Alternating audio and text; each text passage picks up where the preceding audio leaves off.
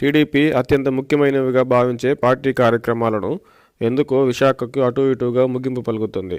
గతంలో చంద్రబాబు గారు వస్తున్న మీకోసం యాత్ర విశాఖలోనే ముగించిన సంగతి తెలిసిందే. ప్రస్తుతం లోకేష్ గారు చేస్తున్న యువగళం యాత్ర సైతం ఉత్తరాంధ్ర జిల్లాల్లో పూర్తి స్థాయిలో లేకుండానే ముగింపు సభ మాత్రం విజయనగరం జిల్లాలో నిర్వహించబోతున్నారు.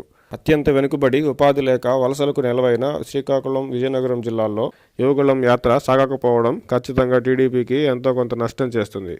టీడీపీ కార్యక్రమాలు రాయలసీమ నుంచి ప్రారంభమై పూర్తి స్థాయిలో ఉత్తరాంధ్రలో జరగకుండానే ముగుస్తుండడం చూస్తుంటే ఉత్తరాంధ్రపై టీడీపీ అంతగా దృష్టి పెట్టట్లేదా అనే సందేహం కలుగుతుంది. చంద్రబాబు గారి అరెస్టుతో ఆగిన యువగళం తగిన సమయం లేని కారణంగానే ఇప్పుడు ముగింపు సభ ఏర్పాటు అని టీడీపీ చెప్తున్నా ఇంకా ఎన్నికలకు కనీసం అంటే 2-3 నెలల సమయం ఉన్న నేపథ్యంలో మరో 20-25 రోజులైనా యువగళం యాత్రను కొనసాగించి ఉత్తరాంధ్ర జిల్లాల్లోనూ పూర్తి స్థాయిలో లోకేష్ గారు యువగళం పాదయాత్రను చేసుంటే బాగుండేది.